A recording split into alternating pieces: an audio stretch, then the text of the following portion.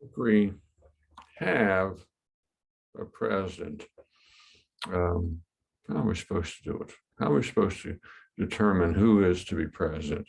U.S. presidents have come in all kinds of different packages. The question is, how do they get there? And that's very important because, obviously, if it's just a tiny number of people electing a president, then you basically have a kind of a cabal or a dictatorship running the country. So obviously, the founders did not particularly want to have a monarch or a dictatorship or anything like that. They divided the United States government into three branches, so that one branch can check another branch that can check another branch. And of course, here, we have the executive branch. I think the idea of divided government, although it had been around for a while in England and also in France, nevertheless, how do you go about doing this? And this was an idea that slowly began to emerge in the Constitutional Convention. The longer the Constitutional Convention met, the more convinced they were that divided government, checks and balances between different branches of government, were valuable. Now, let's be truthful, some people, although in the American Revolution they had just gotten rid of a king, some people thought that the only way you can have a steady, stable government is if you have a monarch. Well, you know what? Do you really want Americans dressed like this, running things? I don't think all the baubles, bangles, and beads this fellow is wearing and his consort is wearing is exactly the kind of image we want to send to the rest of the world, much less to ourselves.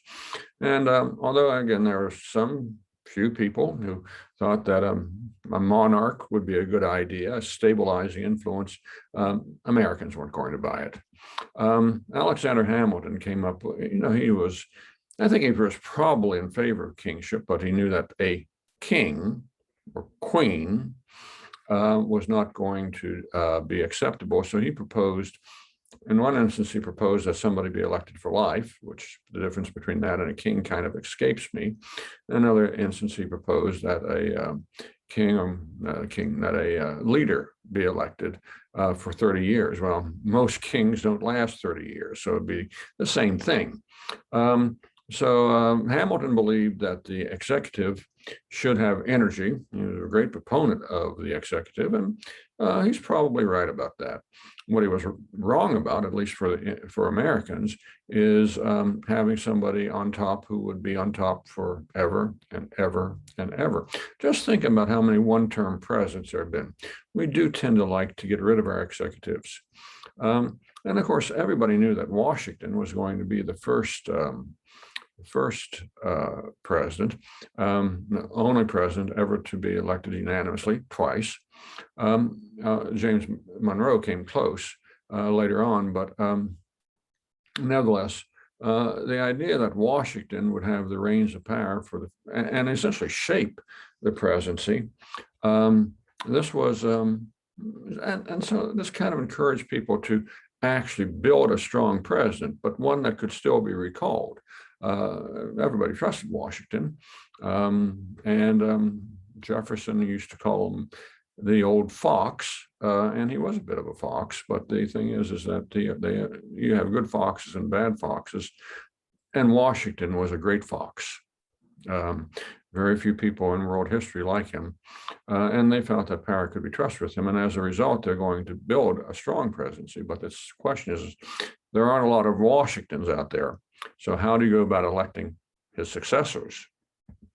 And of course, this is election night 2000 here, which, for those of you who remember this, was quite a night. And this is Tim Russert and Tom Brokaw chatting about what's going on. And by the way, you may notice that Florida is in blue. It's not going to stay in blue the whole night. They called the state and then they recalled the state. We elect by states. And that actually seems to me to be a fairly sensible compromise over other ways of doing things.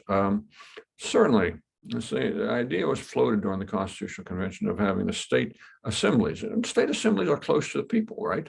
So, if your local state representative or a local state senator, has to be right there, has to interact with people, has to hold town halls and all that fairly regularly. So, there's a certain popular edge to having a state assemblies elect the president.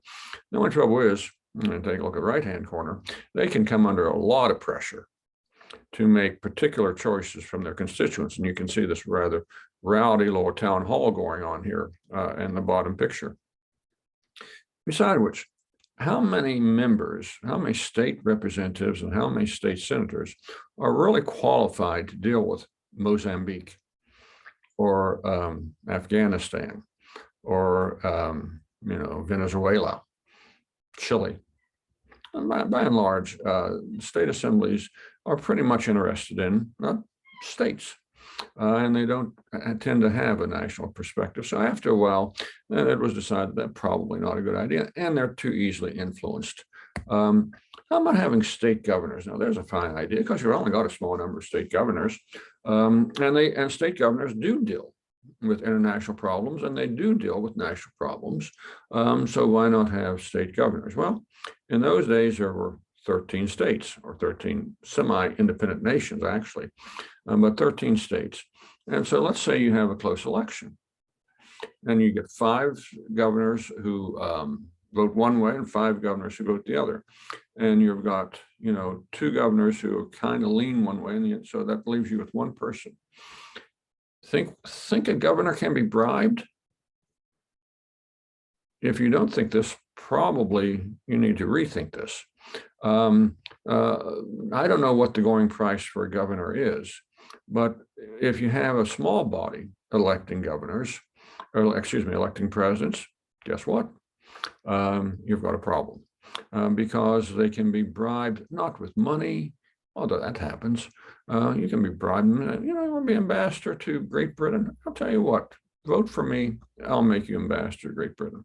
So political wheeling and dealing is wide open if you only have 13 people or 50 people making the choice. And, maybe you need to bribe 2 of them. Well, it's easy to bribe 2 people.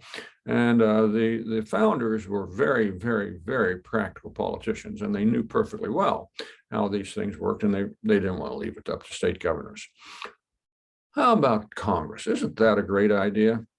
You'll notice here that Speaker Pelosi is ripping up President Trump's State of the Union speech. Oh, I think that's a fine idea to have Congress elect. The branch that's supposed to check and balance you is going to elect you. How is that going to work? And by the way, if Congress does elect the president, then the president isn't independent of Congress. The president a person who wants to be president will have to go to 2 members of Congress and say, if you do this for me, then I'll do that for you. And the independence of the presidency is lost. And Congress can always say to a sitting president, hey, you want to get reelected? We'll make a deal.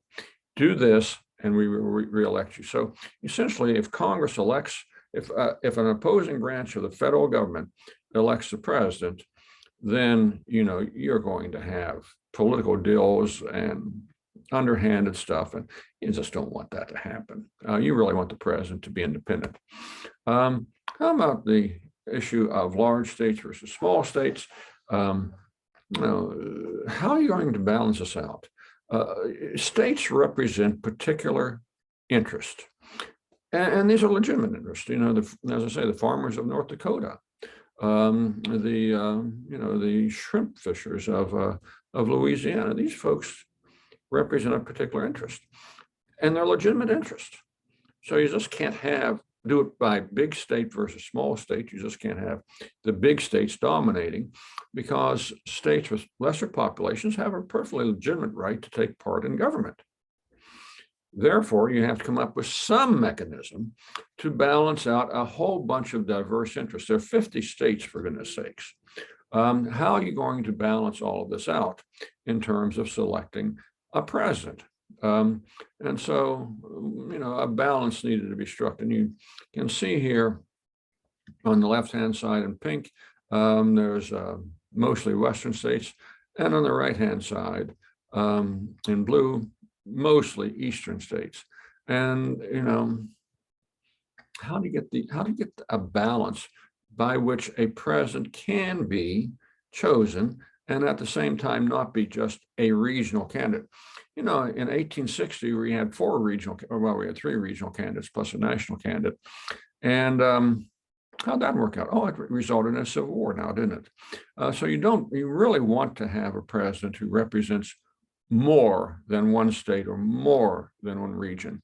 And the way we decided to kind of do this is basically identify the states with their interest. And, you have the farmers of Alabama, you have the recent immigrants in here at San Francisco, you have the urbanites of Chicago.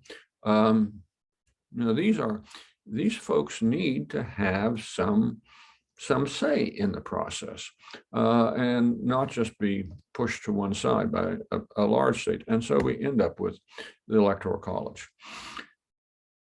Now, some people say that the Electoral College is unfair because the smaller states, the less populated states, get a little bit of a bump by giving them 2 extra votes. But I can guarantee you that if you reduce, say, North Dakota, the farmers of North Dakota, to 1 vote in the Electoral College, they become even less important in the process than they are now. And of course, you look at the big states, California, Texas, Florida, New York, Pennsylvania, those places.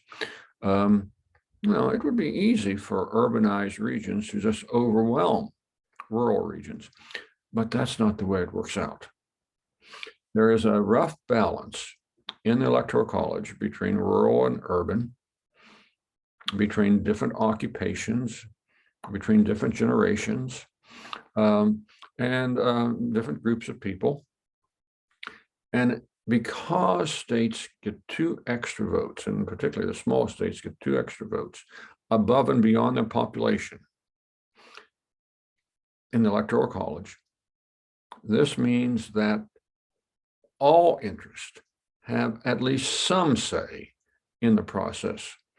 Otherwise, a presidential candidate, all they'd have to do would be to campaign down the Eastern Seaboard, go to Florida, go to Atlanta, Chicago, St. Louis, obviously Texas, and then do the West Coast.